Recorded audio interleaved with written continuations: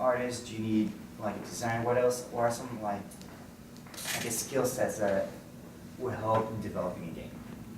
It always helps to know how to code. Okay. Yeah. So coding is very big. Code is always going to be the bottleneck that everything goes through an engineer. So knowing, I mean, my background is in computer science. It's always, even though I haven't worked very much as a professional engineer, it's always proven to be a benefit.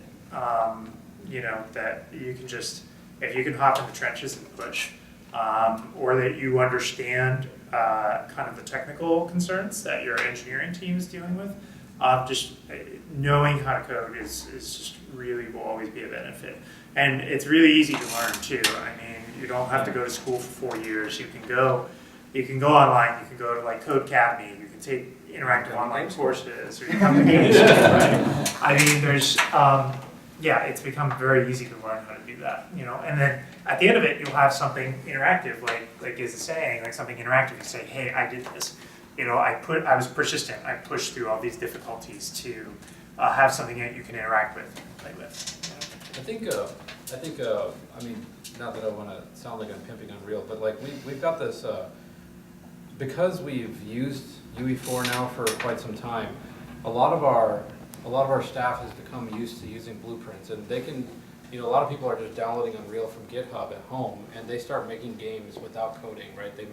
They just use blueprints. So I Are you think. guys familiar with Blueprint?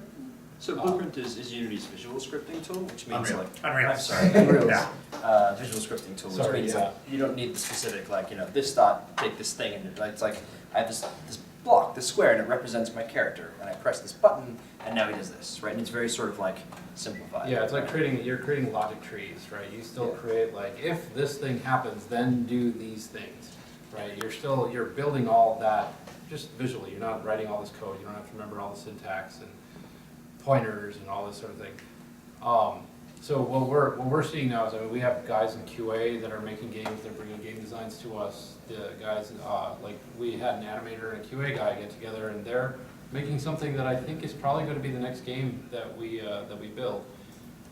They had no engineering experience, but what they do have is a heavy dose of problem solving. They didn't go around like trying to bug engineering and all that. They just went and kept trying to figure it out. So if you're a one-man team, or you got anyone, you're bringing on anyone else on your team, they should be able to think out of the box 100% of the time, and not get stopped when they can't figure something out. You know, there's a solution in there somewhere.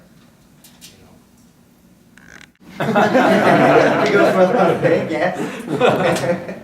Sell the stock as soon as the option vests. Maybe I should say in industry. Is that from pandemic? Were you talking specific to pandemic? I was talking to EA, but actually,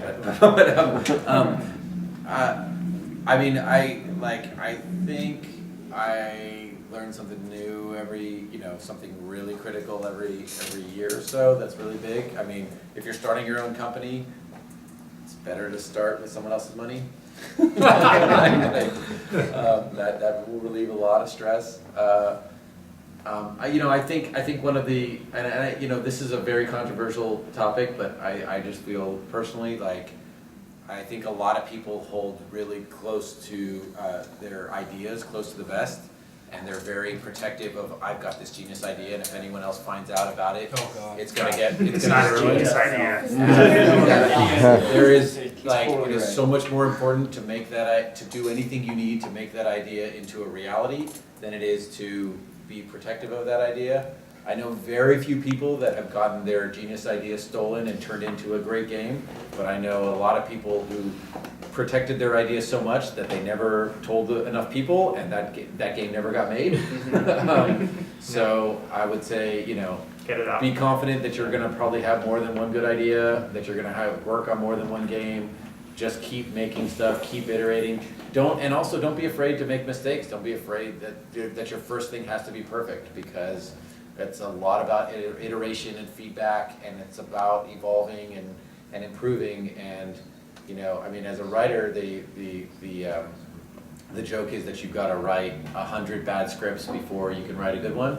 And I think the same applies to game game design as well and game development as well, of like, you're just not gonna get everything right the first time, and that's okay.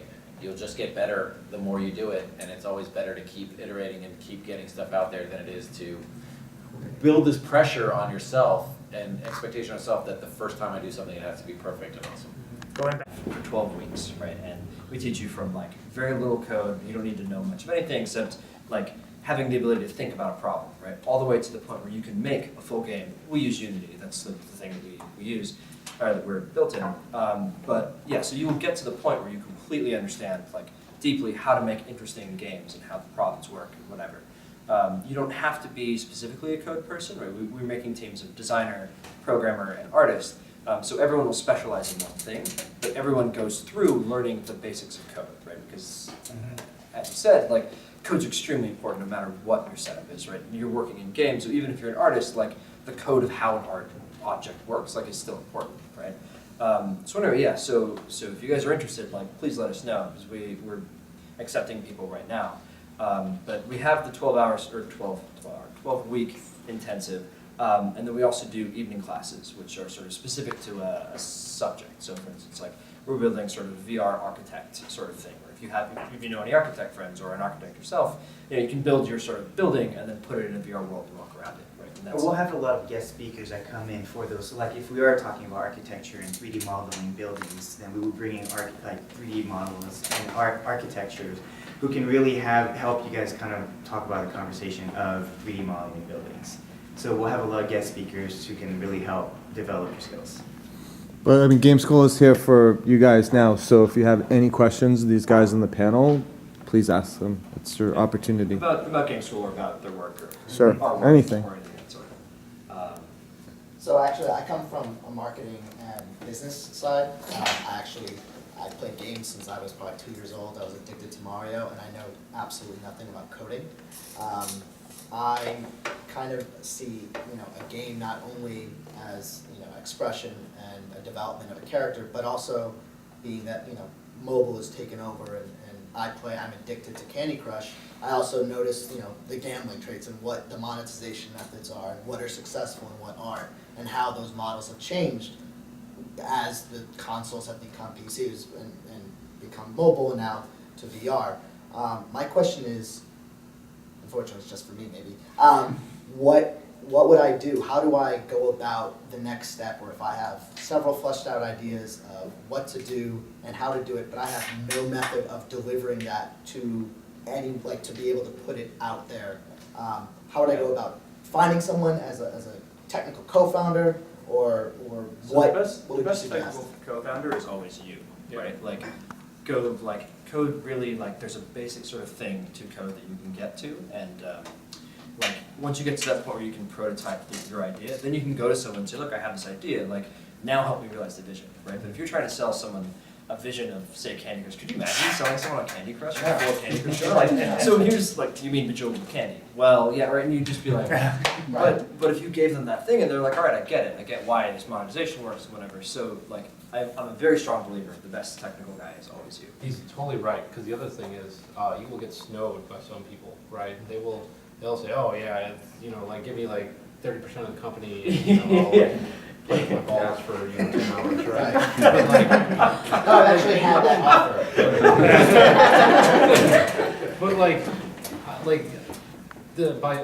By learning how to do the very basic, the core design of what it is that you want to do, you'll be in a better position to take on an actual technical co-founder, and vet whether they know what they're talking about, right? And we'll be able to see your vision through. And even better, when you present with them to investors or whoever, you'll be able to back them up on the things that they're saying, right? And which always makes you look much better to an investor if both people know, know all aspects of the whole vision. I totally agree, as long as it doesn't intimidate you too much to actually not pursue it. You should, that actually should be your plan. It absolutely should be your plan A. But if you're like, I gotta learn how to code, and then I gotta actually code, and I'm gonna be slow coding, and so it's gonna take me 2 years to make this prototype that I want, whereas if I can partner with someone else that already has engineering skills, I can get this done in 6 months, and if it's gonna take 2 years, I'll fuck it, then go plan B. But per, You know, I was saying, I've actually worked with a lot of digital marketing people recently, and I was reading an article from the guy who made Cross Sea Road, and it's like, what's his secret sauce? Why like 5 out of his 7 games have all been in the top 10, and on the App Store. And he said that he makes a game for a specific person, right? He makes not for just like somebody that he knows or something like that.